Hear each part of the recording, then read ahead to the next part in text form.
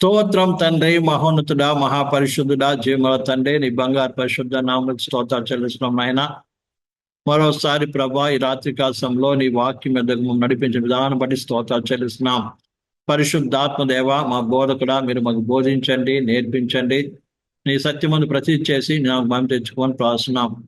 ఈ యొక్క ప్రభా, రాత్రి కాలంలో మీ ప్రజలతో మాట్లాడి నాకు మనం తెచ్చుకోమని యేసునామములో నడిపోస్తున్నాం తండ్రి, ఆమేన్. దేవుని పరిశుద్ధ నామమునకు మహిమ కలుగును. ప్రియమైన బిడ్డలారా, ప్రభు ప్రేమించి మరొకసారి ఈ రాత్రి కాలంలో దేవుని వాక్యం మీదకి రావడానికి కృప ఇచ్చినందుకే నేను ఎంతగానో దేవునికి వందనాలు చెల్లిస్తుంటున్నా. మనం గత దినాల్లో బెంజమీన్ యొక్క ఆశీర్వాదం గురించి నేర్చుకుంటూ వస్తున్నాం. బెంజమీనును మరి దేవుని వాక్యము, ప్రియమైన బిడ్డలారా, మరి ఈ యొక్క తోడేలుతో పోల్చబడినట్టు మనం చూసాం. చూడండి, ఆది కాండము 49వ అధ్యాయము, ఆది కాండము 49వ అధ్యాయము, ప్రియమైన బిడ్డలారా,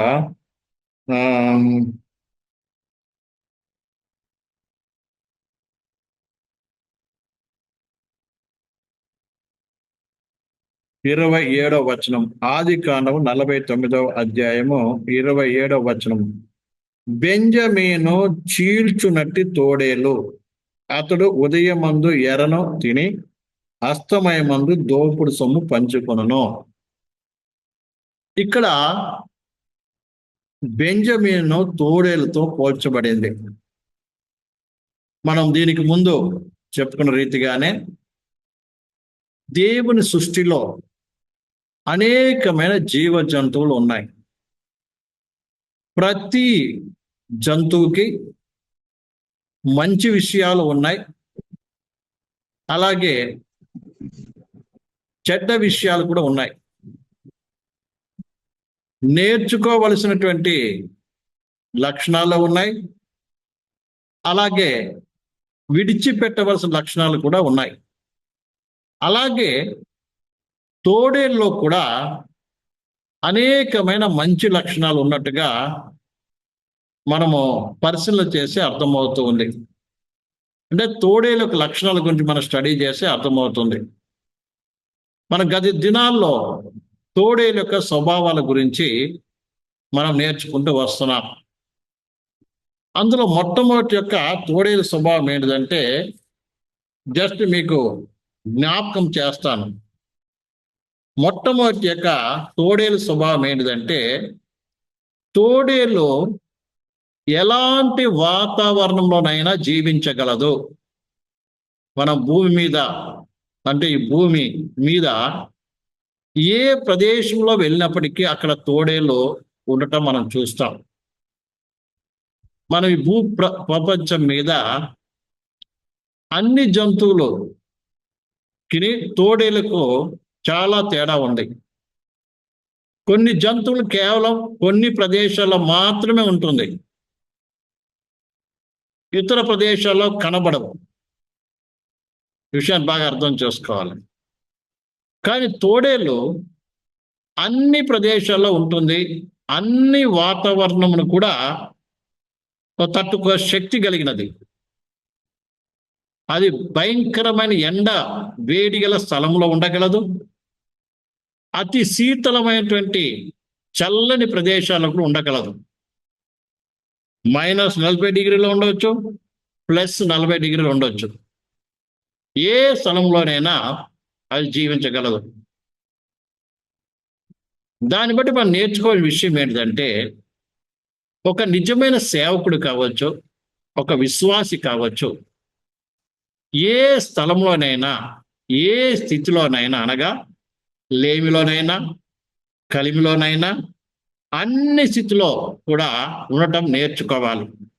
కష్టంలో కావచ్చు, సుఖంలో కావచ్చు, మెప్పు వచ్చినప్పుడు కావచ్చు, నిందలు వచ్చినప్పుడు కావచ్చు, అలాగే ఏ పరిస్థితిలోనైనా కూడా ఎదుర్కోవడానికి, మరి విశ్వాస జీవితాన్ని కాపాడుకోవడానికి విశ్వాసి సంసిద్ధుడై ఉండాలని దీన్ని బట్టి మనం నేర్చుకుంటున్నాం. రెండోది, ఈ యొక్క తోడేలు చాలా చాలా తెలివి కలిగినది. చాలాసార్లు మనం అంటాం కదా, దిత్తులు మారని కూడా అంటాం. అయితే ఈ తోడేళ్ళు స్వభావం ఏంటంటే చాలా తెలివైనటువంటిది. అలాగే విశ్వాసులైన వారు కూడా జ్ఞానం విషయంలో అన్ని విషయాల్లో కూడా ఏం కావాలి? జ్ఞానం కలిగిన వారుగా ఉండాలి. అన్ని విషయాలు కూడా మెలకు కలిగిన వారుగా ఉండాలి. అన్ని విషయాలు కూడా వివేకం కలిగిన వారుగా ఉండాలన్నది ఈ తోడేల ద్వారా మనం నేర్చుకోగలం. ఇది కేవలము మనం నేర్చుకోవడం కాదు, బెంజమీన్ యొక్క గోత్రం ఉన్నటువంటి యొక్క ప్రజలకు అలాంటి స్వభావం కలిగి ఉన్నట్టుగా కూడా మనము గత దినాల్లో మనం చూసాం. తర్వాత మూడవది, ప్రియమైన బిడ్డలారా, ఈ తోడేలు ఎంత దూరమైనా కూడా ప్రయాణం చేయగలదు. దానికి ఓపిక ఎంతో, అర్థమైన ఎంతో ఓర్పు కలిగిన జంతువు. తోడేలు ఓర్పు కలిగిన జంతువు. అది ఎంత దూరమైనా సరే ప్రయాణం చేయగలదు. అది మెల్లిగా నడవగలదు, అలాగే పరిగెత్తగలదు కూడా. అలాగే విశ్వాసి అయిన వారి సేవకులు కూడా ఏం కావాలి? ఓపికతో పరిగెత్తేటువంటి యొక్క సామర్థ్యము కలిగిన వాడుగా ఉండాలని దీని ద్వారా మనం నేర్చుకుంటున్నాం. నాలుగవది, ప్రియమైన పిల్లలు, నాలుగవది ఇది ఇది కుటుంబ వ్యవస్థ కలిగినటువంటిది. నాలుగవది కుటుంబ వ్యవస్థ కలిగినటువంటిది. కుటుంబ వ్యవస్థ కావచ్చు, అలాగే తోటి సహవాసం. అంటే ఒక తోడేలుతో ఇంకొక తోడేలు గుంపు, ఒక గుంపుతో ఇంకొక మేముది ప్రేమ సహవాసం కలిగి ఉంటుంది, సంబంధం కలిగి ఉంటుంది. అంటే ఫ్యామిలీ లైఫ్, అలాగే ఫెలోషిప్, కమ్యూనిటీ, రెస్పాన్సిబిలిటీ. అంటే దాని అర్థము ప్రియులారా, కుటుంబ బాధ్యత కలిగి ఉంటుంది, అలాగే సమాజ బాధ్యత కలిగి ఉంటుంది, అలాగే అన్ని బాధ్యత కలిగిన జంతువుగా చూస్తున్నాం. అర్థమైందండి? ఇది ఎలాంటిది? బాధ్యత కలిగిన జంతువు. మీరు కావాలంటే యూట్యూబ్లో నేచర్ ఆఫ్ ద అంటే స్వభావం గురించి మీరు చూసినట్లయితే ఆ తోడేలు యొక్క ఏ రీతిగా దాని యొక్క మరి నిధి ఉంటుందో మీకు తెలుస్తుంది. అర్థమైందండి? కాబట్టి ఒక బాధ్యత కలిగిన జంతువు అది. అలాగే విశ్వాసి కూడా తమ కలిగినటువంటి తమ విషయంలో ఎంతో బాధ్యత కలిగి ఉండవలసిన బాధ్యత ఉంది. పర్సనల్గా కుటుంబ బాధ్యత కావచ్చు, అలాగే ఆత్మీయ చూసినప్పుడు సంఘ బాధ్యత కావచ్చు, అలాగే మనం ఉన్నటువంటి స్థలము సమాజం యొక్క బాధ్యత, ఊరు కానీ గ్రామంలో కూడా ఒక బాధ్యత కలిగినటువంటి పౌరుడిగా, బాధ్యత కలిగిన వ్యక్తిగా ఉండవలసిన బాధ్యత ఉంది. ఇంట్లో ఒక బాధ్యత కలిగినటువంటి కుటుంబ సభ్యుడిగా, సంఘంలో ఒక బాధ్యత కలిగినటువంటి ఒక విశ్వాసిగా, సమాజంలో ఒక బాధ్యత కలిగిన పౌరుడిగా ఉండవలసిన బాధ్యత ప్రతి విశ్వాసికి లేదా సేవకునికి కూడా ఉన్నట్టుగా మనం దీన్ని బట్టి మనం నేర్చుకోగలం. ఐదోది ప్రియులారా, ఇది నాయకత్వానికి లోబడి ఉంటుంది, నాయకత్వాన్ని అంగీకరిస్తుంది. అర్థమవుతుందని? నాయకత్వాన్ని ఏం చేస్తుంది? అంగీకరిస్తుంది. అంటే దీనికి నాయకుడు ఉంటాడు, ప్రతి గుంపుకి కూడా నాయకుడు ఉంటాడు. ఆ నాయకత్వానికి లోబడి నడుచుకుంటుంది. ఈ విషయాన్ని బాగా అర్థం చేసుకోవాలి. అందుకే విశ్వాసులైనటువంటి మనము సేవకులైనప్పటికీ కూడా పైన నాయకుడు ఉన్నటువంటి వారిని ఏం చేయాలి? మనం నిత్యముగా మనము లోబడి ఉండవలసిన వారముగా ఉన్నామని దీని ద్వారా మనకి నేర్చుకోగలుగుతాం ప్రియమైన బిడ్డలారా. తర్వాత ఆరోది ఏంటంటే అది ప్రియులారా బాధ్యత.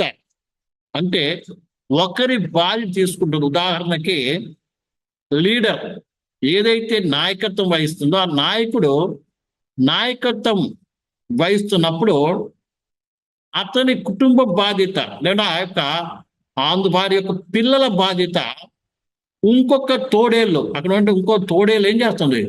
తీసుకుంటాం జరుగుతుంది. అర్థమైందండి? నమ్మడం అర్థమవుతుందా? ఉదాహరణకి అదే అతిథిగా నాయకుడు ఏంటంటే నాయకత్వం తోడేళ్ళు నాయకుడు ఉంటాడు. దీనికి చెప్పాను పోయినసారి. ఆయన బయలుదేరిన ముందు నాయకుడు నడుస్తూ ఉంటాడు. అర్థమైందండి. ఆ తర్వాత సైనికులు, అంటే బలమైనటువంటి తోడేళ్ళు, అదొక సైనికులాగా అవి సెకండ్ కేటగిరీలో ఉంటుంది. ఆ తర్వాత పిల్లలు కలిగిన తల్లి, మిగతా చిన్న పిల్లలందరూ ఉంటారు. ఆ తర్వాత మళ్ళీ వెనుక ఎలా ఉంటుంది తెలుసా ప్రియులారా, మళ్ళీ బలిష్టమైన కొన్ని ఏముంటాయి, తోడేలు ఉంటుంది. ఆ తర్వాత చివరిలో మరి వృద్ధాప్యం అనుభవం కలిగినటువంటి ఒక తోడేళ్ళు వెనక ఉంటుంది. ఇది ఇది మార్చింగ్, ఇది బయలుదేరి ఎక్కడైనా ప్రయాణం చేసేటప్పుడు ప్రియులారా అది అలా ఆ సిస్టంలో అది ఏమవుతుంది, వెళ్తుంది. అలాగనే అలా ప్రయాణం చేసిన నాయకుడు ఏం చేస్తాడంటే నాయకత్వం చూసుకుంటాడు, గుంపతులు చూసుకుంటున్నప్పుడు ఈ నాయకునికి ఉన్నటువంటి యొక్క పిల్లలు కావచ్చు, కుటుంబం కావచ్చు, మిగతా ఉన్నటువంటి ఒక తోడేళ్ళు ఏం చేస్తుంది, తీసుకుంటుంది. అర్థమైందండి ఈ విషయం. అలాగునే సంఘంలో ఒక సేవకుడు ఉన్నప్పుడు, నాయకుడు ఉన్నప్పుడు ప్రియులారా, నాయకుడి కుటుంబం గురించి కానీ, పిల్లల గురించి కానీ, లేదా ముఖ్యంగా సేవ, అర్థమైందా, సేవ గురించి ఏం చేయాలి, ప్రతి విశ్వాసి కూడా బాధ్యత వహించాలి. చాలాసార్లు సేవకుడు చూసుకుంటారులే, చాలా మంది ఏమనుకుంటారంటే సేవకుడు మనల్ని చూడాలి, మనం మాత్రం ఎవరిని చూడం. అర్థమైందండి. ఎప్పుడు సేవకులు ఏం చేయాలి, మన గురించి ప్రార్థన చేయాలి, కానీ మనం ఎవరి గురించి ప్రార్థన చేయాలి. అంతేందుకు సేవకుల గురించి అసలే చేయాలి. మరి ఎంతమంది చేస్తాం నాకు అది తెలియదు, చేసినట్లయితే దేవుడు మిమ్మల్ని దీవించును కాక. కానీ చాలా మంది ఏం చేస్తారు, సేవకుడు మన గురించి ప్రార్థన చేయాలి, కానీ మనం చాలా మంది వ్యక్తిగతంగా కూడా ప్రార్థన చేసుకునే విశ్వాసులు ఉన్నారండి. అర్థమైందా. పైన సేవకుడు ఉన్నప్పుడు ఆ సేవకుని గురించి బాధ్యత, వాళ్ళ కుటుంబం గురించి బాధ్యత, వాళ్ళ పిల్లల గురించి బాధ్యత, ఇంకా ప్రార్థన చేయాలి, ప్రార్థన చేయాలండి. వాళ్ళ కుటుంబం కొరకు, పిల్లల గురించి బాధ్యత వహించాలి. కానీ ఈ దినాల పరిస్థితి ఎలా ఉందంటే, సేవకుడు మంచిగా ఓకే సేవ చేస్తుండ్రు రాత్రి పగలు, ఆ సేవకుని కుటుంబంలో ఎలాంటి పొరపాటు జరిగితే మాత్రము వేలు పెట్టి చూపించడానికి రెడీగా ఉంటారు. అర్థమైందండి. వేలు పెట్టి చూపించడానికి ఏమిటంటే సిద్ధంగా ఉంటారు. వారు మీకు బాధ్యత వహిస్తున్నప్పుడు నీకు కూడా ఏముంది, వాళ్ళ బాధ్యత, వాళ్ళ కొరకు ప్రార్థించవలసిన బాధ్యత ఉంది, వారి కుటుంబం కొరకు ప్రార్థించవలసిన బాధ్యత ఉంది. అదే కాకుండా సేవకుడు చేయలేనటువంటి పని తోటి సహోదరి సహోదరులు యొక్క బాధ్యతను కూడా తీసుకోవాల్సిన బాధ్యత ఉందండి. ఈ తోడేళ్ళు అలాంటి స్వభావం కలిగినటువంటిది. అర్థమైందండి. అందుకే బైబిల్ చెప్తుంది, చూడండి గలతీ రాసిన పత్రిక 6:2 ఏం రాయబడిందో. గలతీ రాసిన పత్రిక 6:2. ఇది పోయినసారి కొంచెం చెప్పి ఆపేసాను, టైం లేదని. గలతీ రాసిన పత్రిక 6వ అధ్యాయము 2వ వచనం చదవండి. చదవగిన వాళ్ళు తీసి త్వరగా చదవండి.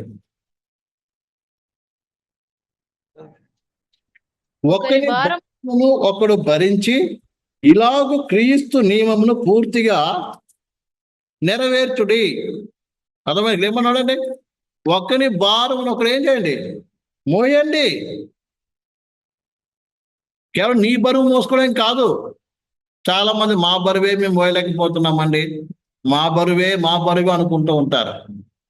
మా బరువు మీ బరువే మోసుకుంటుంటే ఇంకొకరి బరువు ఎలాగండి? ఎంతకాలం నీ బరువు నువ్వే మోసుకుంటా ఉంటావు? ఇతరుల బరువు మోయవా?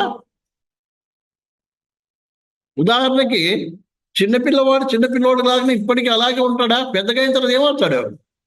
అతడు పెద్ద పెరిగి కుటుంబ బాధ్యత తాను పోయే స్థితికి వస్తాడు. అలాగే ఈ యొక్క బైబిల్ స్టైల్ పాల్పొంది ప్రతి ఒక్కరికి కూడా నేను తెలియజేస్తుంది ఏంటి తెలుసా, ఇదేదో బైబిల్ స్టడీ చేయడం కాదు, ప్రతి ఒక్కరు కూడా సంఘ బాధ్యతను, ఇతరుల బాధ్యతను మోసేవారుగా ఉండాలి. అంటే అర్థమేమిది, మీ కొరకే కాదు. అర్థమవుతుందండి. మీ తోటి విశ్వాసం చుట్టుపక్కల ఉన్నటువంటి వారి కొరకు ప్రార్థించడం కోసమే కాదు, వారికి వాక్యం బోధించే స్థితికి, వారిని బలపరిచే స్థితికి, వారిని ఆదరించే స్థితికి ప్రతి ఒక్క సేవకుడు, ప్రతి వాక్య యొక్క బైబిల్లో పాల్పొందిన ప్రతి ఒక్కరు కూడా ఆ రీతిగా ఎదగాలండి.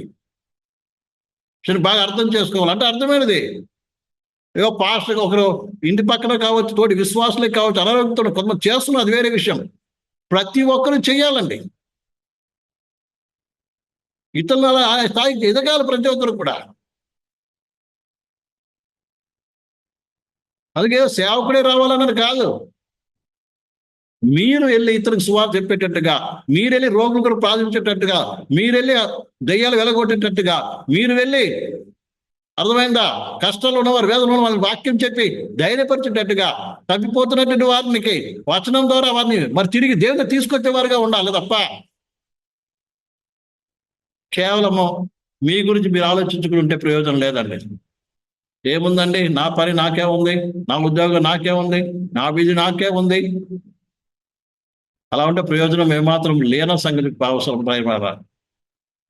ఈ తోడేల స్వభావం ఏంటంటే, నాయకుడు ముందు నడుస్తుంటే ఆ నాయకుడి కుటుంబ బాధ్యతలు ఏం చేస్తుంది, నడిపించే బాధ్యత అది తీసుకుంటుందని బాగా అర్థం చేసుకోవాలి. ఈ దినాల్లో బాధ్యత తీసుకోవడం అరుదు. సేవకులు ఏమైనా పొరపాటు కనబడినా, ఇంకేదైనా కుటుంబంలో ఏదైనా పొరపాటు కనబడినా ఏం చేస్తామంటే, ఇదిగో వాళ్ళు తప్పు చేయొచ్చా, పాస్టర్ తప్పు చేయొచ్చా, సేవకులు తప్పు చేయొచ్చా, పాస్టర్ తప్పు చేయొచ్చా, పిల్లలు తప్పు చేయొచ్చని ఏలు పెట్టి చూపిస్తారే తప్ప ఎందుకు ఈ పరిస్థితి అయింది, వాళ్ళకి ప్రార్థన చేద్దాం, కన్నీరు గారుద్దాం, లేకుంటే ప్రార్థన చేసి వెళ్ళి హెచ్చరిక చేద్దాం, తెలియపరుద్దాం, ప్రేమ తెలియపరుద్దాం. ఆ పని చేయరు చాలా మంది. డైరెక్ట్గా చెప్పరు కానీ అందరికీ చెప్తుంటారు. అది మహాపాపం అండి, అది మహాపాపము. ఉదాహరణకి ఎవరు, మన నోవా గారు. నోవా తెలుసు కదండి. నోవా జలపోయిన తర్వాత ద్రాక్ష రకం తాకి ఏమన్నాడు, ఆ గుహలో వస్త్రహీనంగా పడి ఉన్నాడు. అర్థమైందండి. ఫస్ట్ ఎవరు చూసారు చూసా, కానాను తండ్రి చూసి నవ్వేసి వెళ్ళి సహోదరుడి దగ్గరికి చెప్పాడు. ఏమని, మా నాన్న చూసావా తాగేసి ఎట్లా పడి ఉన్నాడో అని వెళ్ళి ఇద్దరు అన్నలకు చెప్పేశాడు. కానీ అన్నలు ఏం చేశాడు తెలుసా, మా నాయన దిశమూలను చూడకూడదు అని చెప్పి వస్త్రం తీసుకొని వెనక్కి చూడకుండా వెనక నుంచి వచ్చేసి వస్త్రాన్ని కప్పారు. నోవా లేచి ఈ కప్పిన ఇద్దరిని కూడా ఏం చేసి ఆశీర్వదించాడు. ఎవరైతే చూసి నవ్వి చెప్పారో వాళ్ళని శపించాడు, వాళ్ళ కొడుకు కానాను. దిగంబరత్వం కనబడుతుంది. ఆ దిగంబరత్వాన్ని కప్పడానికి ప్రయత్నం చేయాలి కానీ దిగంబరత్వాన్ని చూసి అందరికి చెప్పకూడదండి. చాలాసార్లు విశ్వాసులకు స్వభావం ఏంటంటే, ఎవరిలో లోపం, సేవకులదే కాదండి, ఎవరో లోపం కనబడితే అది 10 మందికి చెప్పడానికి ప్రయత్నం చేస్తారు. 10 మందికి చెప్తారండి. అది చాలా పాపము. అందుకే బైబిల్ చెప్తుంది, నీ తోటి సహోదరుడు ఎవరైనా తప్పిదం చేస్తే ఒంటరిగా ఉన్నప్పుడు వెళ్ళి గద్దించు. నేను ఇంకో విషయం బాగా, గద్దించే ముందు వారి కొరకు నువ్వు కన్నీటితో భారముతో ప్రార్థించాలి. అవునండి,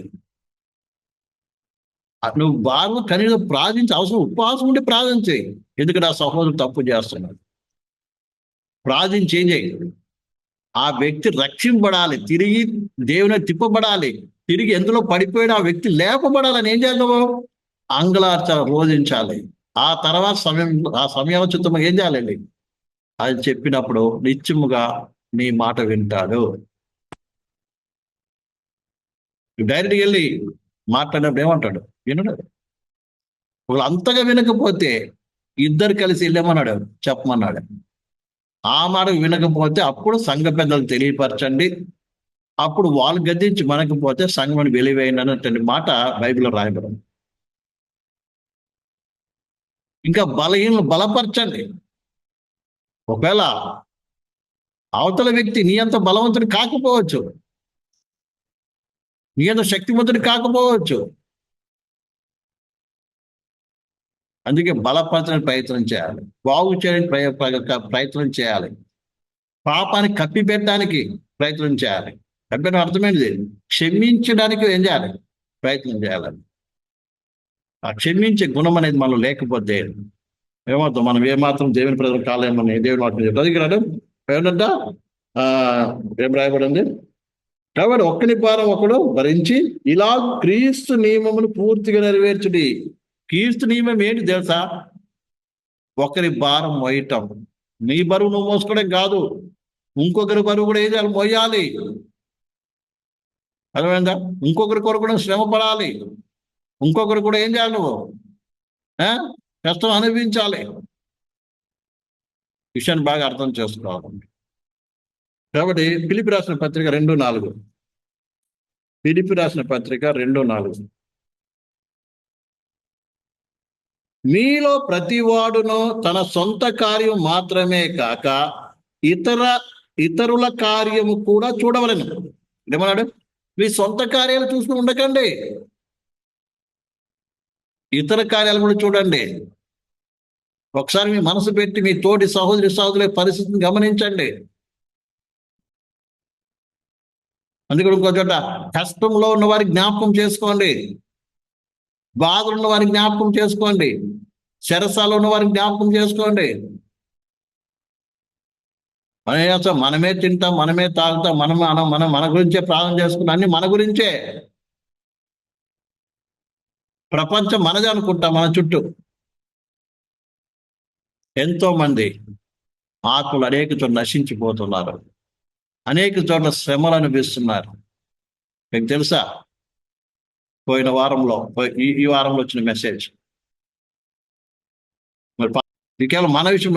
ఎంతో మంది జైల్లో ఉన్నారు, యూపీలో, ఛత్తీస్గఢ్లో. ఇక భయంకర పరిస్థితి. ఎంతో మంది సేవకులు మనం చూస్తున్నారు కదా. పోయిన వారంలో మరి సేవకుడు, దైవ సేవకుడు పిరమిడ్ పగడాలన్నటువంటి సేవకుడు ఏం చేశారు? చంపేశారు. వాళ్ళ కుటుంబము. అలాగే మరి ఆయన ఎన్నో సేవ, ఒకటి కాదు, రెండు కాదు, తెలియదు కాబట్టి ఇంకెంతో మందిని. అర్థమవుతుందా? ఇంకా ఇక్కడ వచ్చి మనకి ఏమి లేదు, మనమైతే సుఖంగా ఉన్నాం. మనకైతే మీరు ఇది వదిలిపెట్టి నార్త్ ఇండియాకి వెళ్ళండి, ఎంత భయంకర పరిస్థితి ఉందంటే అంత పరిస్థితి ఉంది. కాబట్టి ప్రియమైన బిల్లారా, వారికి మనం ప్రార్థన చేయాలి. ప్రతి విశ్వాసి బాధ్యత. ఒకవేళ ప్రార్థన చేయట్లేదని దాని అర్థం ఏంటంటే నీవు క్రీస్తు శరీరంలో అవయవంగా లేవని అర్థం. ఎందుకంటే ఇప్పుడు శరీరం అన్నప్పుడు మనకి శరీరం ఎక్కడ బాధ కలిగినా శరీరం అంతా బాధపడుతుంది. శరీరం అంతా బాధపడుతుంది. కానీ మనకి ఎంతమందిలో అంత వేదన ఉందండి? మనకు బాధ వస్తేనే మనకు బాధ, ఇక లేకపోతే మన ఇష్టం. నా ప్రాణమా తిను తాగు సుఖించము, అంతే. పొద్దున్న లేవాలి, టిఫిన్ చేయాలి, మధ్యాహ్నం అన్నం తినాలి, రాత్రికి భోజనం చేయాలి, పడుకొని ప్రార్థన చేసుకుని పడుకోవాలి. ఆమె కొంచెం ప్రార్థన కూడా చేసుకోము. బాగా అర్థం చేసుకుందాం. మనం ఎంతవరకు మన గురించి ఆలోచిస్తూ ఉంటే, మన బాధల గురించి, మన కష్టాల గురించి, మన లోపాల గురించి, మన విషయం అంటే ఇంకొకరి భారం గురించి ఏం చేసేది? బైబిల్ ఏం చెప్తుంది? మీ సొంత ఏంట? మీలో ప్రతివాడు తన సొంత కార్యములను మాత్రమే కాక ఇతర కార్యాలు కూడా చూడవలెను. ఇంతగా చూడమంటే ఏంటిది? ఇతరులకు ప్రార్థించడము, ఇతరులకు సేవ చేయటము, ఇతరులకు సహాయం చేయటము, ఇతరులు రక్షించడానికి ప్రయత్నం చేయటం అండి.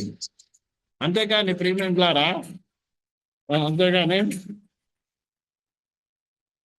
అంతేకాని ప్రియమైన పిల్లారా, మరి అంతేకాని మనం ఏం చేస్తామంటే ఇతర కార్యాలు చేయమంటే అర్థమైందా? ఎవరు ఏం తప్పు చేస్తున్నారో, ఎవరు పడిపోయారో దాని గురించి మనం చూస్తూ ఉంటాం. అది కాదండి. ఇతరులకు మంచి చేయడానికి ప్రయత్నం చేస్తూ ఉంటాం, మేలు చేయడానికి ప్రయత్నం చేస్తూ ఉండాలి. దేవుని వాక్య ప్రతి ముఖ్య యేసుక్రీస్తు ఏ రకంగా ఇతరుల కొరకు ప్రయాసపడ్డాడు అది కూడా బైబిల్లో రాయబడింది. అది కూడా ఇక్కడ అన్నాడు కదా, కింద చదివినట్లయితే యేసుక్రీస్తు కలిగిన ఈ మనసు మీరును కలిగి ఉండండి. యేసుక్రీస్తు కలిగిన మనసు మీరును కలిగి ఉండండి. ఏంటా మనసు? తన పనే కాదండి, ఇతరుల పని కూడా చేస్తున్నాం. ఆయన ఏం చేశాడు? చేయడం ప్రారంభించాడని చూస్తున్నాం. అలాగే 21లో కూడా అందరూ తమ సొంత కార్యంలో చూచుకొంచున్నారు కానీ యేసుక్రీస్తు కార్యాలు చూడరు. ఎవరండి? అందరూ అంటే యేసుక్రీస్తు కార్యాలు సొంత కార్యాలు చూస్తున్నారంటే కానీ యేసుక్రీస్తు కార్యాలు చూడరు. అతని యోగ్యతను మీరు ఎరుగుదురు. తండ్రి కుమారునికి ఎలా సేవ చేయను అలాగనే అతడు నాతో సువార్త జ్ఞాపకంలో నిమిత్తము సేవ చేశాను. ఇక్కడ తిమోతి విషయం చెప్తున్నాడు ఆయన. తండ్రి కుమారుడు ఎలా సేవ చేశాడు? యవ్వన కాలంలో ఆయనకి మనలాగా ఇప్పుడు యవనస్తులు అనేక మంది ఉన్నారు. వాళ్ళకి సొంత ఆలోచన, సొంత కోరికలు, సొంత ఆశలు ఉంటాయి. కానీ అవన్నీ వదిలిపెట్టి ఏం చేశాడు? దేవుని సేవ చేయటానికి యవన కాలంలో పౌలు చేతికి ఏం చేస్తా అందరూ అప్పగించుకొని పౌలు వెంబడి ఏం చేస్తున్నారంట? సువార్తకు ప్రయాసపడుతున్నారు. యవనస్తులు ఉన్నారు. ఎలాంటి ఆలోచన కలిగి ఉన్నాం మనం? చెప్పండి. జాబ్ చేస్తున్నాం, ఇక పొద్దున సాయంత్రం డబ్బు చేయాలి, తర్వాత ఏం పెళ్లి చేసుకోవాలి, ఇక పిల్లల్ని కనాలి, ఇక ఇది ఆలోచన తప్ప దేవుడు నిన్ను ప్రేమించి నీ కొరకు ఏం చేశాడు? ప్రాణం పెట్టాడు. ఆయన కొరకు నేనేం చేయాలి? అసలు మీలో ఎంతమంది ప్రభా నన్ను ప్రాణం ఇచ్చి నన్ను రక్షించుకున్నావు? అదొకటే కాదండి, మనం సృష్టించాడు మొట్టమొదట. ఏ ఉద్దేశం సృష్టించావు ప్రభా? అసలు నీ కొరకు నేనేం చేయాలి అని ఎంతమంది ప్రార్థిస్తున్నారండి? కాబట్టి నీ చిత్తమేంటిది? నేను ఈ కార్యాలు చేయాలి, నీ కొరకు ఎలాంటి పని చేయాలి, ఏ రకంగా సేవ చేయాలి,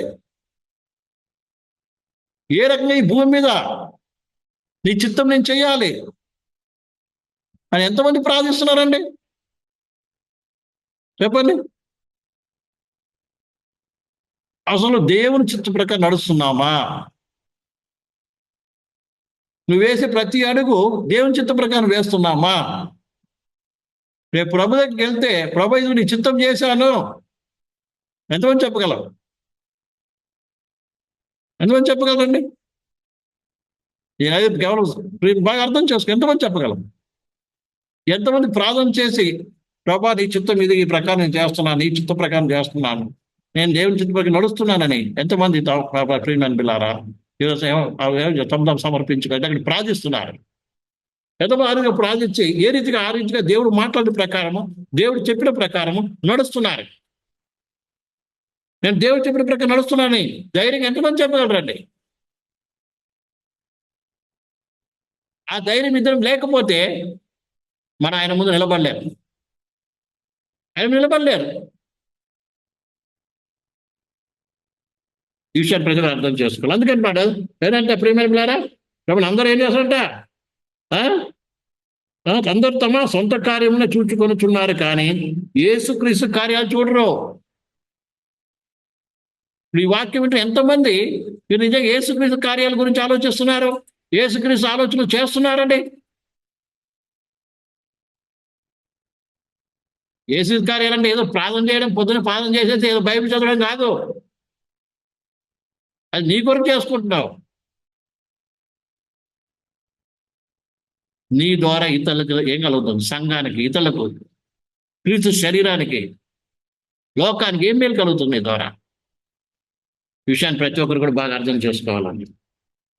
అందుకంటున్నాడు ఏంటంటే అందరూ తమ సొంత కార్యం చూసుకుంటున్నారు, యేసుక్రీస్తు కార్యాలు చూడరు. యెషయా 58వ అధ్యాయం 6వ వచనం.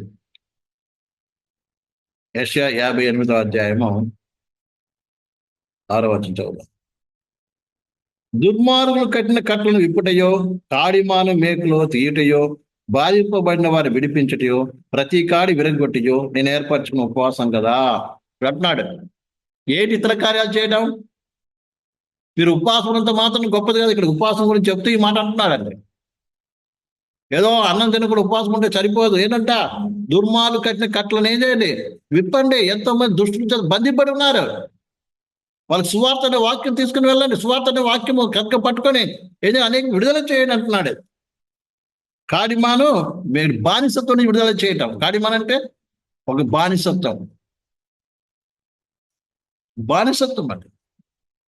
సాతానికి, పాపానికి, వ్యసనాలకి, రకరకాల వాటికి ఏమై ఉన్నారు? అనేక మంది బానిసలుగా ఉన్నారు. డ్రగ్స్కి. ఆ బానిసత్వం ఏం చేయండి? విడిపించండి. బాగా అర్థం చేసుకో. తర్వాత బంధింపడినారు ఎంతో మంది. సాతానికి ప్రతి కార్యాన్ని విర్రగొట్టండి.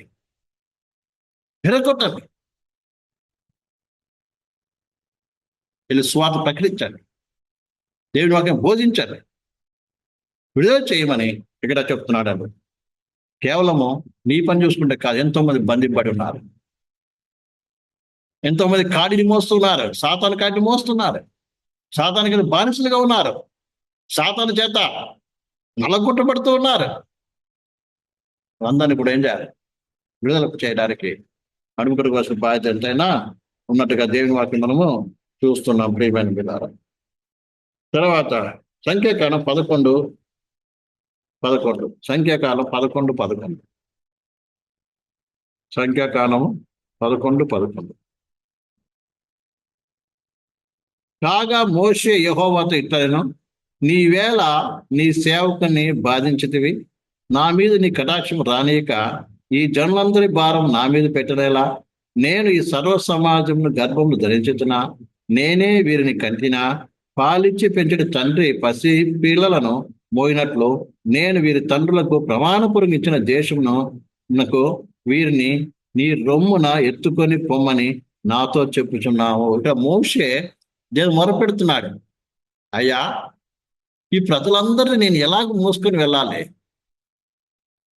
ఎలా మోసుకొని వెళ్తానంట? తండ్రి పిల్లల్ని ఏ రీతిగా తండ్రి రొమ్మును ఆనించుకొని తీసుకోపో, ఆ రీతిగా తీసుకోపో. అంటే ప్రేమ ఒక తండ్రి లాగా ఏం చేయాలి? వీళ్ళందరినీ మోసుకొని వెళ్ళు అంటే అందరి బాధ్యతను భరించు అని ప్రభు చెప్తున్నాడు. ప్రభు దగ్గర ప్రార్థిస్తున్నాడు, అయ్యా వీళ్ళందరినీ మోసుకుపోమంటున్నాను అని అంటున్నాడు. నిజంగా మోషే ఒక్కడు ప్రియులారా అన్ని లక్షల మందిని ఎలా నడిపించగలిగాడు చూడండి. ఎలా అనిపిస్తున్నాడు ప్రియులారా? కారణం ఏంటో తెలుసా? ఆయన బాల్యం నుంచి కూడా తన ప్రజల విషయమై అతను ఒక వాంఛ ఉంది. ఎందుకంటే అతనికి తెలుసు ఏమని, నేనెవరిని? ఐగుప్తులను కాదు. బాల్యం నుంచి అని తెలుసు. ఊహ వచ్చినప్పుడు తెలుసు అండి ఎవరు నేను ఐగుప్తుని కాను. ఎవరిని? వాగ్దాన సంతతిని. ఎందుకంటే అతనికి సున్నతి చేయబడి ఉన్నది. సున్నతి చేయబడి ఉంది. ఎందుకంటే సున్నతి ఎప్పుడు చేస్తారు? 8వ రోజు పుట్టిన 8వ రోజు కూడా సున్నతి చేస్తారు ఇజ్రాయెల్ ప్రజలు. పుట్టిన 3 నెలల వరకు ఎవరి దగ్గర ఉన్నారు? తల్లిదండ్రుల దగ్గర ఉన్నాడు. తల్లి దగ్గర ఉన్నాడు. ఎవరు? మోషే. దాని ప్రకారం చూసినప్పుడు నిత్యంగా ఏం కలిగింది? అతనికి సున్నతి పొందాడు. సున్నతి ఏం చూపిస్తున్నాడు సార్? నేను ఎవరిని? అబ్రాహాము సంతానము, వాగ్దానం చేయబడిన సంతానము అని జ్ఞాపకం చేస్తూ ఉంది. అప్పటి నుంచి ఆయన వేదన ఏం తెలుసా? నేను ఇంత సుఖంగా ఇక్కడ ఇంత మంచి దాంట్లో ఉన్నాను. నా ప్రజలు ఏమై ఉన్నారు? ప్రేమ. నా ప్రజలు ఏమై ఉన్నారు? వెట్టి సాకిన చేస్తున్నారు. ఎలాగైనా వారు విడుదల చేయాలి అన్న మంట అతను రగులుతుంది. అతనిలో. ఈ దినం కూడా ప్రియమైన బిడ్డలారా, నువ్వెవరివి? నువ్వు కొత్త నిబంధన పాతులు కదా. ప్రతి బలరోజు ఆ నిబంధనను రక్తాన్ని జ్ఞాపకం చేసుకుంటున్నావు కదా. ప్రభా, నన్ను కొత్త నిబంధన పాత్రగా చేశావు అంటే నన్ను విమోచించావు, విడిపించావు. నా తోటి సహోదరులు ఎంతో మంది ఏం చేస్తున్నారు? బానిసలుగా ఉన్నారు. దేనికి? పాపానికి బానిసలు ఉన్నారు. నా తోటి యవనస్తులు నన్ను రక్షించావు. నా తోటి యవనస్తులు ఎంతో మంది ఏమై ఉన్నారు? బానిసలుగా ఉన్నారు. రకరకాల వాటికి బానిసలుగా ఉన్నారు. రకరకాల కాడి కింద ఉన్నారు. సైతాను అని ఏం చేస్తుంది? భారాన్ని మోపించుకుంటూ మనిషిని ఏం చేస్తుంది? నశింపచేస్తుంది. ప్రేమైన బిడ్డ, మరి అలాంటి వారిని మోయటానికి నేను సిద్ధమా లేవా? దీన్ని ప్రభు అడుగుతున్నాడు. చిన్నతనం నుంచి దాన్ని బట్టి ఆయన ఏం చేశాడు? సమయం వచ్చింది, ఇక సింహాసనం ఎక్కుతాడు. సింహాసనం ఎక్కితే ఇక ఐగుప్తుని కదలలేను. నేను ఇక్కడ ఉన్నప్పటికీ నా ప్రజలందరూ వాగ్దానం వెళ్ళిపోతారు. కాబట్టి నాకు ఈ సింహాసనం వద్దు అనుకుని ఏం చేశాడంట? ప్రేమ ద్వారా దేవుని ప్రజలతో పుట్టాటు శ్రమ అనుభవించడం నాకేమై శ్రేష్టమైనని చెప్పేసి వదిలిపెట్టి వచ్చేసాడు. ఈ రాజసుఖభోగం అనుభవించుట కంటే నా ప్రజలతో దేవుని శ్రమ పడడం నాకు మేలు. ఎందుకంటే కొన్నిసార్లు శ్రమ పడినా పర్వాలేదు, కానీ నేను వాగ్దానం శోధించుకుంటాను. ఆ రీతిగా సమర్పణ కలిగిన వ్యక్తి. ఇది మనలో చాలా మందికి ఆశ ఉంటుంది, ఆకుల భారం ఉంటుంది, కానీ సుఖాన్ని సౌఖ్యాన్ని విడిచిపెట్టి శ్రమ పడడానికి ఇష్టపడదు.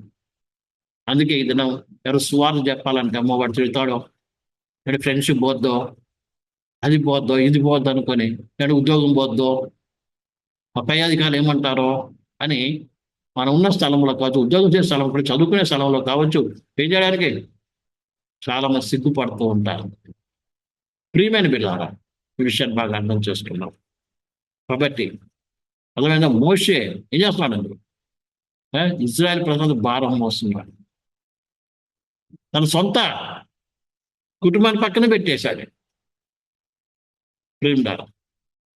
కానీ ప్రపంచమంతా ఏం చేస్తాడు? 32 లక్షల మందిని ఆయన మోస్తూ ప్రయాణం చేసి వారి కొరకు అంగలాసన బోధిస్తున్నాడు, వారికి న్యాయం తీరుస్తున్నాడు. ఒకసారి అయితే పొద్దున్న కూర్చుంటే రాత్రి వరకంట విజయవాడు కూర్చొని అందరికి న్యాయం తీర్చి దేవుని వాక్యాన్ని బోధిస్తూ ఉండేవాడు.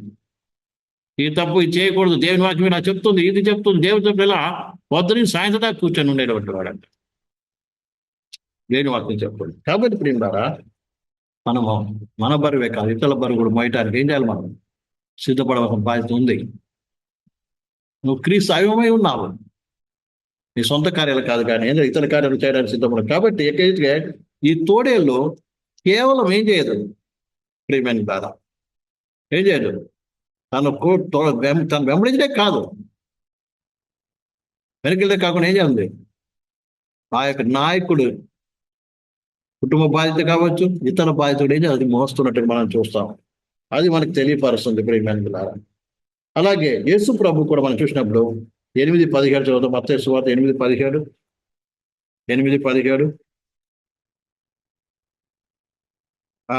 ఆయన మాట వలన దైత్యములు వెళ్ళగొట్టి రోగం మెల్లను స్వస్థపరచను. అందువలన ఆయనే మన బలహీనతలను వహించుకొని మన రోగమును భరించునని ప్రవక్త అయిన యేషయా ద్వారా చెప్పబడినది నెరవేరును. చూడండి, యేసు ప్రభు అందరి రోగాలు బాగు చేయడం కాదు, ఉట్టిగా బాగు చేయలేదు, మన రోగాలన్నీ ఆయన భరించాడు. అర్థమైందండి? అంటే ఏంటి అర్థము? మనము ఇతరులకు సువార్త చెప్పాలంటే ఏం చేయాలి? వాళ్ళ కొరకు మనం ఏం చేయాలి? వాళ్ళ బరువు కూడా పోయాలి. అంటే వారి పాపాల కొరకు మనం కూడా ఏం చేయాలి? వారి కొరకు ప్రార్థించాలి. ప్రభువాన్ని క్షమించు, రక్షించు అని కన్నీరు గార్చి పాపాల కొరకు ఏం చేయాలి? ఏడ్చి మనం ప్రార్థించాలి. అవును ప్రభా, అతను రక్షించు, అతని కొరకు ఏం చేస్తున్నాం? మోషే ప్రార్థించిన రీతిగా, ప్రభా వీరిని క్షమించు, లేకపోతే నా పేరు జీవగ్రంథంలో తీసే అంటున్నాడు. ఆ రీతిగా మనం కూడా ఏం చేయాలి? దేవుని దగ్గర ఒకరి బాధ్యతను భరించడానికి, అవసరమైతే వారి కూడా మనం శిక్షింపబడడానికి మనం ఏం చేయాలి? ప్రార్థించవలసిన బాధ్యత మనకి ఉన్నట్టుగా చూస్తున్నాం దేవుని వాక్యంలో.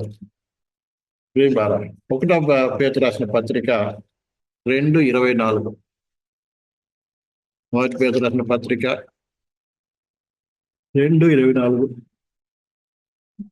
మనము పాపుల మనము పాపము మనము పాపముల విషయమై చనిపోయి నీతి విషయమై జీవించినట్లు ఆయన తానే తన శరీరమందు మన పాపములను మ్రాని మీద మోసుకొనెను. ఆయన పొందిన గాయంతో మీకు స్వస్థత కలిగి ఉన్నది. ఆయనే మన పాపం ఏం చేశాడు? తన కొరకు కాదు, మనందరి పాపలు ఆయన భరించాడంట. అలాగే మనం కూడా ఏం చేయాలి ప్రియులారా? ఇతరుల భారాన్ని భరించే వారం ఉండాలి. ఇతరుల భారాన్ని భరించే వారం ఉండాలి. ఇతరుల కొరకు కష్టపడే వారికి ఉండాలి. ఇతరుల కొరకు నిందింపైనా పర్వాలేదు, ఎవరు ఏమనుకున్నా పర్వాలేదు, కానీ ఆ వ్యక్తిని ఏం చేయాలి? కాపాడాలి, రక్షించాలి, నడిపించాలి. ఆ మంచి సమరుడి విషయంలో మనం చూస్తాం. చూడండి, మంచి సమరుడు ఏం చేశాడంటే, ఆ త్రోపగిన వ్యక్తిని ఏం చేశాడు? అందరిలాగే నాకెందుకు వెళ్ళిపోలేదు. ఏం చేశాడు? దగ్గరికి వచ్చి కనికరపడి గాయాలు కట్టి దాక్షణం తాగి ఏం చేశాడు? తన వాహనం మీద ఎక్కించుకున్నాడు. ఈయన నడుచుకుంటూ పోతున్నాడు. మనం ఎప్పుడైనా ఇంకొకరి కొరకు శ్రమ పడడానికి ఇష్టపడతామా? ఇంకొకరి కొరకు ఇంకొకరికి మేలు చేసి మనం శ్రమ అనిపించడానికి ఇష్టపడతామా మనమా? ఇలా అలాంటి స్వభావం లేకపోతే నువ్వు క్రైస్తవుడే కాదండి, విశ్వాసి కాదు. ఏ విశ్వాసం ఏంటి? ఒకరి కొరకు తాను భారం భరించే వ్యక్తి అసలైనటువంటి విశ్వాసి, అసలైన సేవకుడు. ఇతరులకు మేలు చేస్తూ తాను కష్టం అనిపించాడు నిజమైన సేవకుడు, నిజమైన విశ్వాసి. ఆ సమయంలో అదే చేస్తున్నాడు కదా. మంచి సమయంలో ఏం చేశాడండి? తన వాహనం మీద ఆయన ఎక్కించుకొని తీసుకెళ్ళి ఏం చేశారు? ఎంత బాధ్యత చూడండి. తీసుకెళ్ళి పోటుకలను పెట్టారు. నాకెందుకు ఆయన అక్కడికి వదిలేసి వెళ్ళిపోలే. చాలే, ద్రాక్షను తాగిపించాను, అది చేశాను, అర్థమైందండి. నేను అర్జెంటుగా వెళ్ళిపోవాలి ఇంటికి, నాకు అంత టైం లేదని అక్కడ తాగిపించేసేసి గాయాలు కట్టి వదిలేసి వెళ్ళిపోలే. ఏం చేశాడు? చేసే పని సంపూర్ణంగా చేయాలి, సగం చేసేది కాదు. చాలా మంది చేస్తారు, ఆరంభిస్తారు కదా, సగంలో వదిలేస్తారు. సగంలో వదిలేస్తారు. కానీ యేసు ప్రభు అలా చేయలేదంటున్నారు. ఈ విషయాన్ని మనం అర్థం చేసుకోవాలి. రోమి రాసిన పత్రిక 15:1. రోమి రాసిన పత్రిక 15:1. కాగా బలవంతులమైన మనము మనలను మనమే సంతోషపరచుకొనక బలహీనలను దౌర్బల్యములను భరించుటకు బద్ధులమై ఉన్నాము. ఏంటంట? కాగా బలవంతులమైన మనము మనలను మనమే సంతోషపరచుకొనక బలహీనను దౌర్బల్యమును భరించుటకు బద్ధులమై ఉన్నాము. తన పొరుగువారి క్షేమవృద్ధి కలుగు చేయునట్లు మనలో ప్రతివాడు మేలైన దానిని అతన్ని సంతోషపరచబడను. ఏంటంటే ఇక్కడ మనమే ఏం చేయకూడదు? సంతోషపరచుకోవడం కాదు, బలహీనలు కూడా ఏం చేయాలి? బలపరచడానికి సిద్ధపడాలి. అర్థమైందండి? ఇతరులు క్షేమవృద్ధి కలగాలని, నీ మేలు గురించి ఆలోచించేది కాదు, అవతల మేలు గురించి కూడా ఏం చేయాలి? ఆలోచించవలసిన బాధ్యత ఉన్నట్టుగా ఇక్కడ దేవుని వాక్యం మనం చూస్తుంటున్నాం. పిల్లారా, లూకా సువార్త 11వ అధ్యాయము 11:46. ఆయన, అయ్యో ధర్మశాస్త్ర ఉపదేశకులారా, మోయశక్యము కాని బరువును మీరు మనుషుల మీద మోపుదురు కానీ మీరు ఒక్క వ్రేలుతో నేను ఆ బరువును ముట్టరు. ఇక్కడ శాస్త్రుల ప్రశ్న గురించి చెప్తున్నాడండి. ఇతరులకు చెప్పడం అయితే బాగా చెప్పేస్తాం, కానీ మనం చిటికిన వేలతో కూడా మోయమంటారు. అర్థమైందండి? అన్నాడు, చెప్పలేదు, చెప్పేస్తాం. అది చేయాలి, అట్లుండాలి, ఇట్లుండాలి, అట్లా పని చేయాలి, అంత ప్రాణం, ఇంత ప్రాణం చేయాలని. మనం ఏం చేస్తాం? మనం చేసి కొంచెం, కానీ ప్రసంగం చేయడం కాదు గొప్పది. మనం ఏం చేయాలి? ముందు ఒక చేసేవారు దేవుడు అట్లా చెప్తుంది. చివరిగా మొదటి దశలోని పత్రిక 5:14 చదివి ముగిస్తాను ద్వారా. మొదటి దశలోని రాసిన పత్రిక 5:14. సహోదరులారా, మేము మీకు బోధించినది ఏమనగా, అక్రముగా నడుచుకుని వారికి బుద్ధి చెప్పుడి, ధైర్యం చేయని వారికి ధైర్యం పరచుడి, బలహీనకు ఊతమియుడి, అందరూ ఇలా దీర్ఘశాంతం గలవారై ఉండుడి. ఇక్కడ ఏమన్నాడండి? అక్రమం నడుచుకుని వారికి బుద్ధి చెప్పుడి, ధైర్యం చేయని వారికి ఏం చేయాలి? ధైర్యపరచండి. ఇంకేంటి? బలహీన ఏం చేయాలి? ఊతమియుడి, అందరూ ఇలా దీర్ఘశాంతం గలవారై ఉండుడి. కాబట్టి ప్రేమారా, ఈ యొక్క తోడేలు ఏ రీతిగా అయితే ఒకరికొకరు సహాయపడుతుందో, తన బరువే కాకుండా ఇతర బరువు మోస్తుందో, అదే రీతిగా విశ్వాసం మనం కూడా ప్రేమ ఇంకొకరి బరువు మోసే వారంగా, ఇతరులకు ప్రయోజనకరంగా, ఇతరులకు క్షేమాభివృద్ధి కలిగించే వారంగా ఉండాలన్నదే ఈ యొక్క బెంజమీన్ యొక్క ఆశీర్వాదంలో ఉన్నటువంటి యొక్క స్వభావాన్ని మనము నేర్చుకుంటున్నాం. అట్టిగా మనం సంఘం ఉండటానికి ప్రభు సిద్ధపరచుకుని ప్రార్థన. దేవుడి వాక్యాన్ని దీవించడు కాక. అందరూ మోకరిద్దాం, కళ్ళు మూసుకుందాం. అందరూ మోకరించి కళ్ళు మూసుకుని ప్రార్థన చేసుకుందాం. Hallelujah, praise God, hallelujah, thank you Jesus, hallelujah, praise the Lord. యేసునాథ స్తోత్రం. సర్వశక్తి గల దైవ మహాసతుడు, పరలోక దైవ మానికుతుడు, జీవముల దైవ మహాసతుడు ప్రభు, హల్లెలూయా. ఈ రాత్రి కాదు ప్రభు వాక్యం ద్వారా మనతో మాట్లాడి ఉన్న ప్రియ సహోదరి సహోదరుడా, బెంజమీను యొక్క స్వభావం, తోడేలు స్వభావం ప్రేమని ద్వారా ఒకరి ఎర్ర, ఒకరి బరువు ఒకరు మోసే స్వభావం. అలాగే ప్రభువైన యేసుక్రీస్తు మనకు చూపించాడు. అలాగే మనం కూడా ఒకరి బరువు ఒకరు మోసేవారంగా,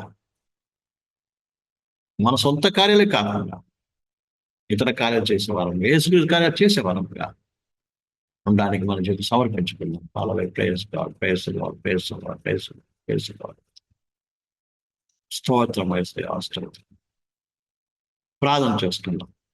స్తోత్రం తండ్రి, మహోన్నతుడా, మహాపరిశుద్ధుడా, జీవన తండ్రి, ఈ రాత్రి కాల సమయంలో ప్రభా నీ ప్రజలమైన మాతో మీరు మాట్లాడారు తండ్రి. స్తోత్రాలు చెల్లిస్తున్నాం. ఇదిగో ప్రభా, అయ్యా బెంజమీను తన బరువే కాకుండా ఇతర బరువు మోయించేసంటే స్వభావం కలిగి ఉన్నట్టుగా సంఘంలో విశ్వాసం మేమందరం కూడా అట్టి స్వభావం గలవారు ఉండటానికి ఒకరి కృప దయచేయి అయ్యా. మా సొంత కార్యాలు కాకుండా ఇతర కార్యాలు చేయడానికి, నీ కార్యాలు చేయడానికి ఒక్కొక్కరిని పురికలు పండి బలపరచండి, నీకు నిలబెట్టండి. మేము కేవలం మా గురించి ఆలోచించేవారు కాకుండా ఇతరుల కొరకు, సంఘక్షేమాల కొరకు, నశించుకున్న ఆత్మల కొరకు భారం కలిగి ప్రార్థించడమే కాకుండా వారిని వారాన్ని తొలగించే వారంగా, బంధకాలను విడిపించే వారంగా, వారి మీద ప్రతి కాని విరగొట్టే వారంగా మరొకరి ఆయుక్తపరిచి బలపరిచి నడిపించమని పోయించు. రాజకీయ వాక్యాన్ని ప్రజలు పొడుస్తుంది. నాకు మనం తెచ్చుకున్నాం, ప్రతి ఒక్కరిని ఆశ్రయించింది. ఇది అక్కడ ఆశ్రయించి కలిసి కృపాసం నుంచి మేము ఇప్పుడు ఏ శ్రమం తండ్రి. తన దేవుని ప్రేమయు కుమారుని యేసుక్రీస్తు కృపయు పరిశుద్ధాత్మక నివసాలు ప్రయోజన మనలో సకల పరిశుద్ధులు కూడా ఆయన దాకా నడిపించిన గాక. ఆమేన్. అందరికి కూడా యేసుక్రీస్తు వందనాలు. Praise the lord.